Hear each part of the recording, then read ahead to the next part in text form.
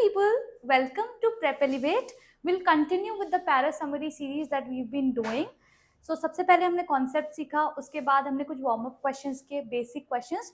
Today the level of the questions are slightly higher, so intermediate level के questions है, closer to what you would expect in cat.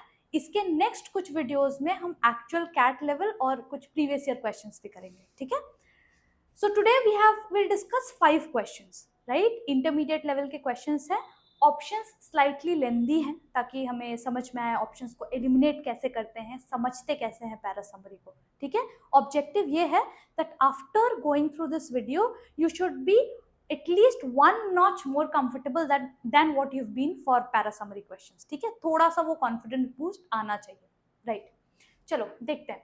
We are going to apply everything that we have learned, right. हम पढ़ेंगे कैसे passage को, eliminate कैसे करेंगे choices को, compare करके राइट आंसर्स पे कैसे आते हैं, all of that we are going to apply, right. चलो, the integration of global economies while often lauded मतलब क्या होता है, अप्रिशिएटेड. लॉर्ड करना मतलब appreciated for fostering efficiency and broader consumer choice presents a more nuanced reality. Nuance क्या होता है, नुआंस होता है जब लेयर होता है, जो एग्जैक्टली दिख रहा है वैसा नहीं होता है, they are layers to it. So हम किस बारे में बात करें, हम ग्लोबल इकोनॉमी के बारे में बात करें. बहुत चर्चा में रहती है, राइट, कि you know we need to focus on globalization and we need to go beyond our boundaries and stuff.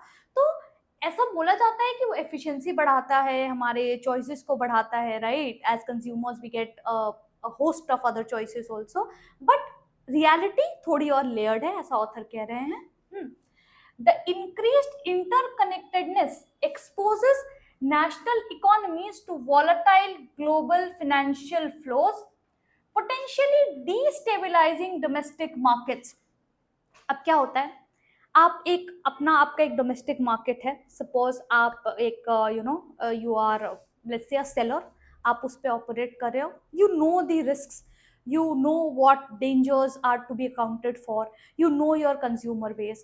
but जैसे ही मैंने गेट्स ओपन कर दिए और पूरे ग्लोबली आपको कनेक्ट करने का मौका दे दिया, yes you get access to a wider consumer base, but risks भी तो बढ़ जाते हैं. वो एक डिस्टेबिलाइजेशन आ जाता है, राइट. तो कुछ फैक्टर जो आपके कंट्रोल में थे कुछ हद तक, अब वो आपके कंट्रोल के बाहर चले जाते हैं. तो इसलिए ये इंस्टेबिलिटी आ जाती है डोमेस्टिक मार्केट्स में. फाइनेंशियल फ्लोज वॉलेटाइल हो जाते हैं, मतलब आप शायद पोटेंशियली जज नहीं कर सकते कि ये किस डायरेक्शन में जाएगा, right. Furthermore the competition driven by globalization can exert downward pressure on labor standards in developed nations as companies seek cost advantages.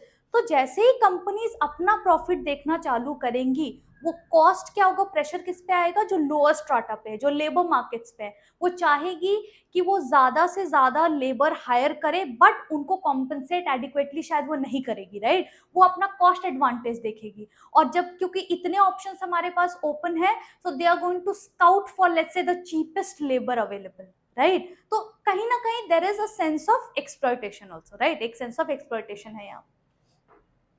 While some developing economies have experienced significant growth, this progress is not uniform and concerns persist about the exploitation of labor and resources in certain regions. अब देखो यहाँ पे focus करने की जरूरत है. क्यों? Tonality of the passage has changed. We started with focusing on the negative aspects mostly, but now we are acknowledging कि ये ग्रोथ का भी फैक्टर है. It has promoted growth, no doubts about it, but हमारा major focus क्या है कि ये ग्रोथ यूनिफॉर्म नहीं है और लेबर एक्सप्लॉइट हो रहे हैं, रिसोर्सेज एक्सप्लॉइट हो रहे हैं. At least for some reasons this is true. So we started with majorly focusing on negative impact and now we are acknowledging कि पॉजिटिव इम्पैक्ट है, बट सारे रीजन्स को ये पॉजिटिवली इम्पैक्ट नहीं करता है, ठीक है. The cultural homogenization, though subtle, also raises questions about the erosion. Erosion होता है किसी चीज का खराब होते जाना, ठीक है. erode कर देना मतलब किसी चीज का डैमेज हो जाना. About the erosion of unique local traditions in the face of dominant global cultural products. So what are we now focusing on? Let's say you are you are a part of a certain region. आपके कुछ cultural values हैं, एक tradition है, एक way of living है. जैसे ही globalisation उसको hit करता है, there is a sudden change, right? आपके तौर तरीके बदलने लगते हैं। अभी भी हम रोज की जिंदगी में बोलते हैं ना, दिस इज वेस्टर्न कल्चर। कहाँ से आया? हमारे ऊपर ब्रिटिश ने भी रूल किया था काफी सालों तक। एक इम्पैक्ट रह जाता है, राइट? एक कॉलोनी का इम्पैक्ट रह जाता है, ग्लोबलाइजेशन का इम्पैक्ट रह जाता है। तो ये हम एक्नॉलेज कर रहे हैं कि मे बी ये सटल है, it's not that in your face, एकदम क्लियरली एविडेंट ऐसा नहीं है, बट हो जाता है। और वो लोकल ट्रेडिशंस है ना, उसको कहीं ना कहीं वो थोड़ा स्पॉइल कर देता है, डैमेज कर देता है, एरोड कर देता है, ठीक है?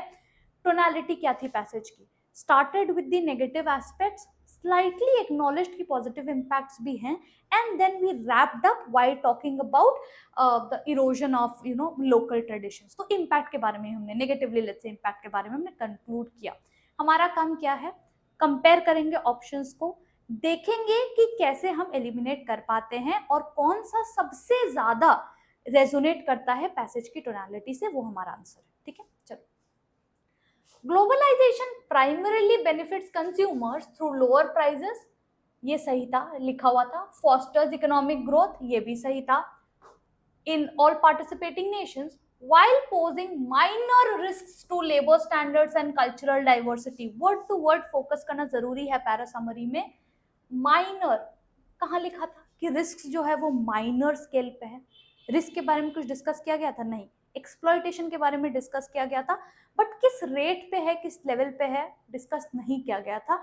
सो this looks like a slightly extreme take, ठीक है? ऑल्दो फैक्चुअली सही है ऑप्शन, राइट? कंपेयर करेंगे, रुको। Despite its advantages in efficiency and consumer choice, ये दोनों था कि एफिशिएंसी को बढ़ाता है, कंज्यूमर के चॉइसेस को बढ़ाता है। Globalization creates economic vulnerabilities, potentially lowers labor standards in developed countries, leads to uneven development। देखो कीवर्ड्स पे फोकस करो कि डेवलपमेंट हो रहा है बट अनइवन। टोनालिटी को पकड़ो कि हमने उसको रियलाइज किया, एडवांटेजेस को भी हमने स्टार्ट ही किया था कि हाँ एडवांटेजेस तो है, बट कुछ उसके डाउन साइड्स भी हैं, वो भी हम उसको एक्सप्लेन कर रहे हैं। लेबर स्टैंडर्ड को लोअर करना, uneven development, subtly erodes cultural uniqueness. A और बी को कंपेयर करते साथ आपको पता लग जाएगा कि B is a better take. सारे चीजों को टच करते हुए गया है option B. Keywords absolutely present है, कोई एक्सट्रीम टेक नहीं है, ऑथर का कोई पर्सनल ओपिनियन नहीं आया है यहाँ पे। तो ए और बी को कंपेयर करके तो I can safely reject A, but C और डी भी पढ़ते हैं। The interconnectedness of global economies driven by globalisation inevitably leads to financial instability, मतलब रोकने का कोई तरीका ही नहीं। इनएविटेबल मतलब something that is bound to happen, ऐसा लिखा था क्या? This is a slightly stronger choice of language, ऐसा कहीं नहीं लिखा था कि ये होना ही होना है। हाँ ऐसा हो रहा है, एडवांटेजेस भी है बट ऐसा हो भी रहा है, बट होना ही होना है ऐसा नहीं लिखा था। Exploitation of labour in developing Nations, complete loss of local cultural identities, ध्यान दो कंप्लीट लॉस, क्या लिखा था? जो लॉस है वो सटल है, यहाँ पे देखो, यहाँ पे भी सटल एरोजन, बट यहाँ पे लिखा है कंप्लीट लॉस। तो अगर वर्ड्स पे फोकस करोगे तो समझ में आएगा this is an extreme take. और हमने पढ़ा था पैरा समरी में कि ऐसे ऑप्शंस यूजुअली गलत होते हैं, right? While globalization offers some economic advantages to developing nations, its negative impacts on developed countries' labor markets and homogenization of global culture outweigh these benefits। कहीं लिखा था क्या कि बेनिफिट ज्यादा है कि नेगेटिव इम्पैक्ट ज्यादा है? Was there a clear indicator in the passage? No। तो जब भी ऐसा कंपैरिजन में कुछ लिखा नहीं हो तो हम नहीं बता सकते हैं कि author is supporting the pros और it's taking more accountability for the cons, हम नहीं बता सकते। तो that is why this is a wrong choice, incorrect choice rather. सही क्या है? ऑप्शन, ठीक है? I hope you have understood the drift. जिनको लग रहा है ना कि बहुत फास्ट हो रहा है या नहीं समझ में आ रहा है, please watch the basic fundamental videos first, ठीक है? आई लिंक देम डाउन, तो आपको एक्सेस करने में इजी होगा, देन आप ये देखो, आपको समझ में आएगा, ठीक? चलो थोड़ी सी स्पीड बढ़ाएंगे, राइट? पहला क्वेश्चन बहुत इन डेप्थ डिस्कस किया, थोड़ी सी स्पीड बढ़ाएंगे। The rapid proliferation of digital technologies, proliferation क्या होता है? स्प्रेड, रैपिडली कोई चीज जब स्प्रेड हो जाती है that is known as proliferation, ठीक है? Of digital technologies has undeniably reshaped social interactions and access to information. Obviously social media right हमें बहुत हेल्प मिलती है कम्युनिकेट करने में, इंटरैक्ट करने में, while offering unprecedented is unbelievable opportunities for connectivity and knowledge dissemination is spread of knowledge. ठीक है, तो एक बहुत ही fantastic opportunity, unbelievable opportunity, unprecedented लिखा है पैसेज में, तो एक बहुत ही अच्छा हमें प्लेटफॉर्म मिल जाता है नॉलेज शेयरिंग के लिए, कनेक्टिविटी के लिए. This digital transformation also presents challenges. Understand this tonality shift. Praise करते हुए आ रहे थे, अभी डिसएडवांटेज के बारे में भी डिस्कस करेंगे. ठीक है. The echo chamber effect amplified by algorithmic curation. Echo chamber effect क्या होता है? आपने देखा होगा जो चीज आप बिलीव करते हैं ना, जो ओपिनियन में आप उसी को स्क्रॉल करते हैं, उसके बारे में पढ़ते हैं, तो ज्यादा से ज्यादा एल्गोरिदम आपको उसी एंगल में कंटेंट सजेस्ट करता है. So basically you are being pushed into a chamber जहां पे आपके आइडियाज रिफ्लेक्ट होकर आपके पास वापस आ रहे हैं. You are not getting to look at the other side of the story. ठीक है, तो ये इको चेम्बर है. मतलब जो आप बोल रहे हैं वही आपके पास वापस आ रहा है. जो आप सोच रहे हैं, जो आप स्क्रॉल कर रहे हैं, जो आप एक्सेस कर रहे हैं, you are fed with more of such content. ठीक है. Can reinforce existing biases and limit exposure to diverse perspectives. ये हमने डिस्कस किया. Furthermore, the increasing reliance on digital platforms for communication raises concerns about privacy. तो एक privacy concern तो रहता ही है कि हम एक ऐसे मीडियम से कनेक्टेड है जो हम हैंडल कर भी नहीं रहे. We don't know how safe we are, like quote unquote how safe we are, right? तो privacy concerns and potential for surveillance. हो सकता है कोई हमारे डेटा पे नजर रख रहा हो. बातें होती है ना ऐसे कि डेटा की चोरी हो गई and all of that, data breach हो गया, may be somebody is looking at it, who knows. The blurring lines between online and offline identities also create novel social dynamics and ethical dilemmas that society is still grappling with. We are still struggling or wrestling with it कि जो हमारे online और offline identity के बीच में जो एक difference create हो जाता है, who can be trust, who can be not trust. So एक एथिकल डिलेमास भी यहाँ पे क्रिएट होते हैं. ओके, चलो ऑप्शंस देखते हैं. Digital technologies have overwhelmingly positive impacts. यहाँ आपको पढ़ते साथ you should understand this is an extreme choice. कहाँ पे लिखा था कि ये ओवरवेलमिंग है, पॉजिटिव साइड ओवरवेलमिंग है? कहीं पे भी नहीं लिखा था ना, दोनों ही डिस्कस किया गया था and pretty much in a very balanced fashion. तो ये वर्ड देखते साथ ही आपको समझ में आना चाहिए this is an extreme choice. तो ये तो आंसर नहीं हो सकता. ओके, ठीक है. The digital transformation offers significant benefits in communication and knowledge sharing. यहाँ तक सही है, सिग्निफिकेंट बेनिफिट्स है इसमें, but simultaneously creates challenges related to echo chambers, privacy concerns and complexities of online identities. बिल्कुल सही जा रहा है ना, टोनैलिटी को मैच कर रहा है पैसेज की. पढ़ते साथ आपको समझ में आ गया, कीवर्ड्स भी मेंशन्ड हैं और किसी एक साइड को ओवर एम्फसाइज नहीं किया गया, ना पॉजिटिव एस्पेक्ट को ना नेगेटिव एस्पेक्ट को. Balanced opinion, right? और ऑप्शन पढ़ो. While digital technologies connect people and spread information rapidly, their negative consequences such as reinforcement of bias and erosion of privacy outweigh their advantages. ये देखो, ये गलत कर दे रहा है आंसर चॉइस को. कौन किसके ऊपर भारी पड़ रहा है वी डोंट नो. ऐसा नहीं है पैसेज का tonality, so we'll have to preserve the tonality. ठीक है. The primary impact of digital technology is the creation of echo chambers. यहीं से गलत, यहाँ स्टार्टिंग से ही गलत. प्राइमरी इम्पैक्ट ये है क्या कि वो क्रिएट करता है echo chambers? That is not the primary impact. That is just another like downside of existence of social media. ठीक है, प्राइमरी इम्पैक्ट नहीं है. which fundamentally undermines the potential benefit. Again, extreme, right? तो option B is the correct choice. ठीक है, चलो. The pursuit of economic growth often comes into direct conflict with finite resources of our planet. ठीक है, हमारे पास finite resources है पर grow हमें लिमिटलेस वे में करना है, तो ये कॉन्फ्लिक्ट है. While technological innovations offer potential pathways towards more sustainable practices, their widespread adoption is frequently hindered by economic incentives that prioritize short term gains over long term ecological health. अब देखो, हमारे पास technology का benefit है आज, ठीक है, हम उसको यूज कर सकते हैं, we can make things better, ठीक है, we have that capacity. But usually क्या होता है ना, टेक्नोलॉजी को जिस तरह से यूज करना चाहिए वो इस तरह से यूज नहीं होता है। तो rather than focusing on long term impact, हम देखते हैं कि हम कहाँ इन्वेस्ट कर दे कि शॉर्ट टर्म में हमारा तो प्रॉब्लम सॉल्व हो जाए, लॉन्ग टर्म ये किस तरह इम्पैक्ट कर रहा है, we will to look into it later, but पहले हम अभी का तो प्रॉब्लम सॉल्व करें।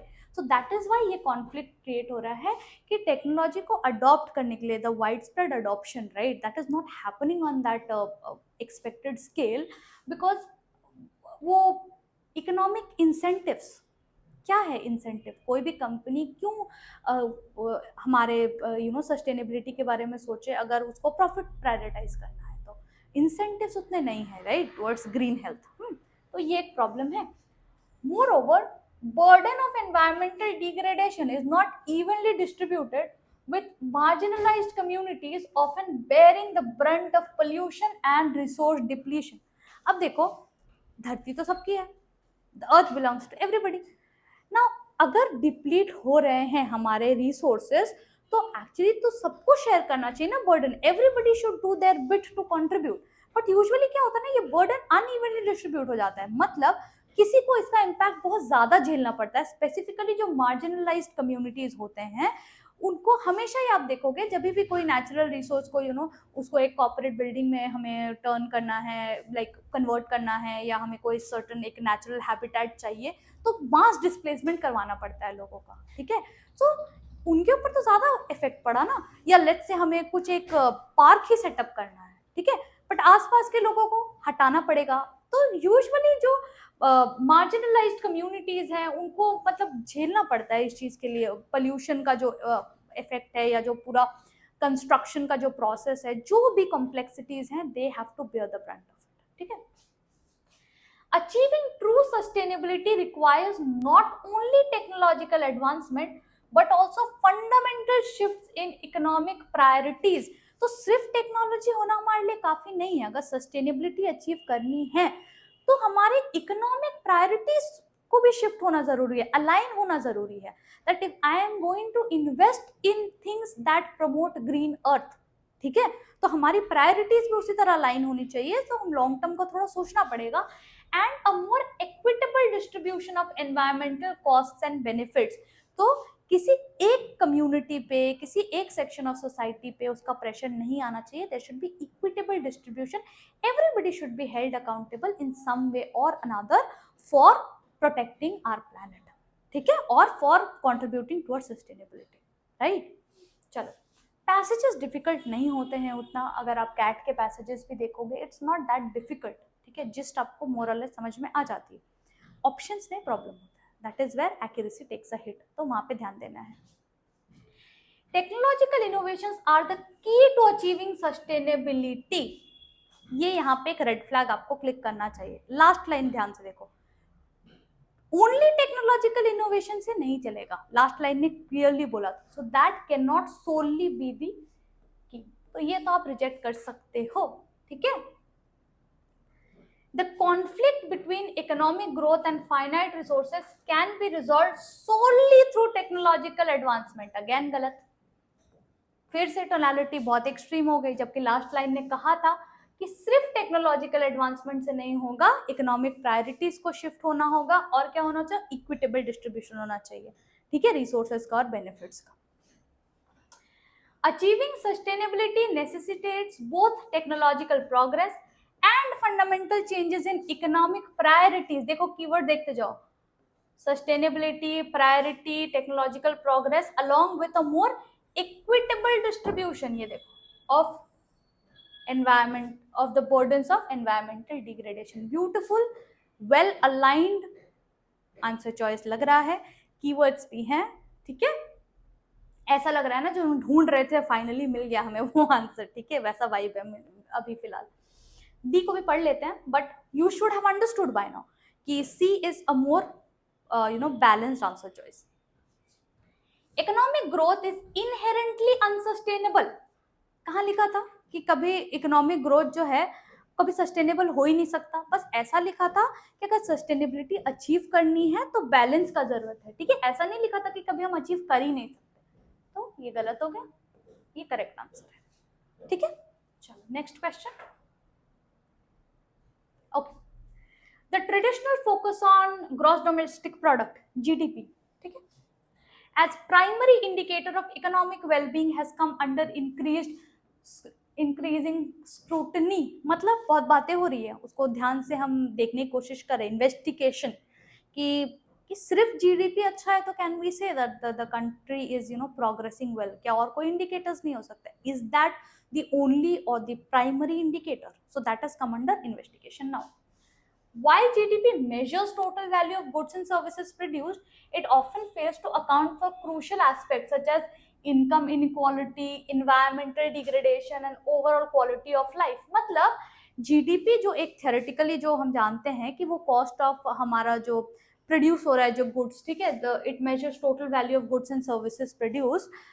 That is fine, that is the theoretical textbook definition, but सिर्फ वो सही रहने से या वो एक सर्टन रेंज में रहने से क्या हम कह सकते हैं कि एक country is doing well, like economically thriving? No, because it does not take into consideration other factors की इकोनॉमिक इनइक्वालिटी है, इनकम इनइक्वालिटी है, सारे लोग एक जैसा नहीं कमा रहे, एक जैसा स्पेंड नहीं कर रहे हैं, फिर ओवरऑल क्वालिटी ऑफ लाइफ कैसी है एक पर्टिकुलर जगह की। I think Bhutan, right? I'm not very sure about it, but I read it like long back कि उनका GDP का पैरामीटर्स डिफरेंट है, right? I'm not sure Bhutan है या कुछ और है। I'm like really sorry if I'm like giving you wrong facts, but I definitely know for sure that there is a certain region which prioritizes other factors also. जो parameters economic strict parameters है ना, सिर्फ उन पे उनका GDP calculate नहीं होता है, ठीक है। तो इसीलिए जीडीपी का डेफिनेशन या जीडीपी का जो sole economic indicator, economic health का जो इंडिकेटर है, that has come under investigation because वो काफी सारे फैक्टर्स को अकाउंट नहीं करता है, ठीक है। A society with high GDP but significant disparities in wealth distribution or severe environmental problems may not necessarily be considered truly prosperous. तो अगर जो हमने डिस्कस किया जीडीपी सही है बट इनकम डिस्पैरिटी बहुत है, डिफरेंस बहुत है, रिच पीपल गेटिंग रिच और पुअर पीपल गेटिंग पुअर, सो ये डिवाइड बढ़ता चला जा रहा है, एनवायरमेंटल डिग्रेडेशन हो चला जा रहा है, तो can it really be tagged as prosperous just because GDP is fine? No, right. There is a growing movement advocating for adoption of broader measures of societal progress that incorporate these often overlooked dimensions of well-being. So abhi there is a discussion कि सिर्फ मतलब GDP का जो text book definition है उससे हम economic health को ना जज करके ये बाकी सारे फैक्टर्स को भी इनकॉर्पोरेट करने की हमें जरूरत है, so that we get a holistic overview of how a region is performing और प्रॉस्परिंग, राइट। चलो देखते हैं। GDP is a flawed measure of economic wellbeing because it completely ignores income inequality and environmental degradation, making it useless indicator. बहुत extreme words. GDP इतना भी खराब नहीं, it's not useless, it's incomplete, ठीक है, partial. It's partial in the way in which it presents facts and figures. Totally useless है ऐसा नहीं है, ठीक है, totally useless नहीं। While GDP effectively measures economic output, its limitations in capturing income inequality, environmental cost, and quality of life have led to calls for more comprehensive measures of societal progress. Beautifully written option, beautiful answer choice this is. Why? GDP की तारीफ भी कर दी कि हाँ वो economic output को तो अच्छे से मेजर करता है, जो उसका काम है, जो उसका टेक्स्ट बुक डेफिनेशन है, बट उसके कुछ लिमिटेशंस है। इनकम इनइक्वालिटी को अकाउंट नहीं करता, एनवायरमेंटल डिग्रेडेशन को अकाउंट नहीं करता, और अगर हमें ये सारी चीज़ें को सही करना है या उसको होलिस्टिक बनाना है, so now there are calls to incorporate this for a more comprehensive understanding of social progress. यही था ना हमारा जो फ्लो ऑफ थॉट था कि जीडीपी इनइफेक्टिव है या उसके जो लिमिटेशंस हैं और उसको किस तरह से ओवरकम करें बाकी फैक्टर्स को उसको इंक्लूड करने के बाद, ठीक है। तो देखते हैं कंपेयर करके कुछ बेटर मिलता है कि नहीं। The focus on GDP as main indicator of economic success has led to environmental degradation and increased income inequality. देखो, this is an answer choice which has been wrongly created या formulated, because उसका view बहुत गलत तरीके से जा रहा है कि क्योंकि हम जीडीपी पे फोकस करते हैं as main indicator of economic health, that has led to income inequality and environmental degradation. नहीं, ये इंडिपेंडेंट चीजें हैं। हम जीडीपी पे फोकस कर रहे हैं तो ये सारी चीजें हो रही है, ऐसा नहीं है। हमारा फोकस ये था कि ये सारी चीजें जीडीपी में अकाउंट नहीं हो रही है। तो ये जो जिस तरीके से ये लिखा गया है ना, ये गलत है। और इनफैक्ट सेकेंड हाफ भी देख लो, necessitating its immediate replacement with alternative measures. कहीं पे बात की गई है कि जीडीपी को रिप्लेस ही कर दो, इसका तो कुछ काम ही नहीं है। नहीं, अलाइन करो बाकी और फैक्टर्स के साथ, उसको भी इनकॉर्पोरेट करो, उसको और कॉम्प्रिहेंसिव बनाओ, रिप्लेस नहीं कर दो। ठीक है, तो ये एक एक्सट्रीम आंसर चॉइस है। In fact the language is also not correct. ठीक है, broader measures of societal progress that include environmental factors and income distribution are less accurate than GDP। गलत हो गया ना, ये less accurate, more accurate, इसके बारे में तो बात ही नहीं हुई थी कि कौन सा ज्यादा accurate है, कौन सा कम accurate है। नहीं, हमें बस प्रेजेंट सिनेरियो पता है और हमें पता है उसको बेटर कैसे करना है, इसी बारे में डिस्कशन है। ठीक है, so option B is the correct answer choice. I hope you are getting the drift of it. ठीक है, चलो last question for the day. हाँ, the debate surrounding ethical relativism versus ethical universalism continues to be a central theme in moral philosophy। ये ना cat के favourite words हैं। ठीक है, ethical dilemmas, relativism, universalism, और जो जो एक होता है ना, greater good for the greater number। ठीक है, एंड देन बहुत सारी चीज़ें हैं, ये डियोंटोलॉजीज, राइट। तो वैसे बहुत सारी चीज़ें हैं जिनके बारे में कैट यूजुअली क्वेश्चंस करते रहता है। ये मॉरल डिलेमास के बारे में, फिलोसफी के बारे में क्वेश्चंस रहते हैं। ठीक है, वर्ड्स बदल दिए जाते हैं, but like you get the drift of it, right. Ethical relativism posits, मतलब इट अज्यूम्स और hypothesises that moral principles are culturally specific and vary across different societies, suggesting that there are no objective or universally applicable moral truths। Relativity as a word का मतलब ही यही होता है कि it is relative to the frame of reference, वो हमेशा बदलते रहेगा। तो रिलेटिविज्म क्या बोलता है कि ऐसा कोई डिफाइंड मॉरल स्टैंडर्ड्स नहीं है कि ये करो तो सही, वो करो तो गलत। डिफरेंट सेटिंग्स में, डिफरेंट सोसाइटीज में, एक डिफरेंट पर्सपेक्टिव से अगर उसे देखा जाए या डिफरेंट एक सेटिंग में देखा जाए तो उसका मीनिंग चेंज हो जाता है। तो दैट इज एथिकल रिलेटिविज्म। आप ये नहीं बोल सकते कि ये एकदम ही सही है, this is the absolute truth, और दिस इज एब्सोल्युटली रॉन्ग। आप ये नहीं बोल सकते, ऐसा रिलेटिविज्म का मानना है। ठीक, in contrast ethical universalism argues for existence of certain fundamental moral principles that are valid across all cultures and contexts। अब यूनिवर्सलिज्म का कॉन्सेप्ट क्या बोलता है कि कुछ चीजें ऐसी होनी चाहिए ना जो irrespective of where you stand, it should not be wrong। ठीक है, it should always be applicable across all cultures, all context, फिर वहां पे कोई चेंजेस नहीं आने चाहिए। ठीक है, लेट्स से अगर हम एक एग्जाम्पल लेते हैं इस चीज का। ठीक है, तो ओके, यूनिवर्सलिज्म का let's say being dishonest, it is universally डिस्पाइज्ड। ठीक है, कि you should not be dishonest, right, you should like speak your truth, you should be authentic and you should speak your truth। but अगर एक और मैं example लूँ इसके, like बहुत सारी चीज़ों का एक एथिकल डिलेमा अगर मैं लूँ, सो लेट्स से बहुत सारी चीज़ें हैं जो हमारे कल्चर में अनएक्सेप्टेबल है। ठीक है, but the same act is actually acceptable in other countries, it's not डिस्पाइज्ड upon, it's not looked at with eyes of. तो ये जो कुछ कुछ चीजें हैं ना, ये रिलेटिविज्म हो गया कि यहाँ पे चल रहा है वहां पे नहीं चलता, यूनिवर्सलिज्म कहीं पर भी नहीं चलता। तो ये दो आइडियाज का कॉन्ट्रास्ट ये पैसेज हमें बता रहा है, रादर जस्ट डिफाइन कर रहा है। ठीक है, तो टोनालिटी क्या है, कॉन्ट्रास्ट की टोनालिटी है जब हम दोनों को कंपेयर करें, दो आइडियाज या दो स्कूल्स ऑफ थॉट को। This debate has significant implications for how we understand and address moral disagreements across cultures and for possibility of establishing universal human rights. तो ऐसे जब भी ना फिलोसफी में ऐसे बहुत सारे कॉन्ट्रास्टिंग आइडियाज हैं। इनफैक्ट अगर आपने वो देखा है, एक मैंने 30 days RC passage, mini RC passage की सीरीज की थी, बहुत सारे आइडियाज हमने उसमें डिस्कस किए थे, डिटर्मिनिज्म, और कुछ चीज़ें जो प्री डेस्टिन्ड होती है, कुछ चीज़ें जो नहीं डेस्टिन्ड होती हैं. Lots and lots of ideas are there in philosophy. और इनका काम क्या है, क्यों है इतने सारे अपोजिंग स्कूल्स ऑफ थॉट? ताकि we become cultured and refined. ठीक है, हम सिर्फ एक स्कूल ऑफ थॉट को पकड़ के नहीं बैठ जाएं, and so that we have a better perspective and we can address those moral disagreements better. ठीक है, तो that is how the passage concludes. दो contrasting ideas and then taking into consideration कि ये जरूरी है हमारे लिए, दो कॉन्ट्रास्टिंग आइडियाज. ठीक है, चलो ऑप्शन.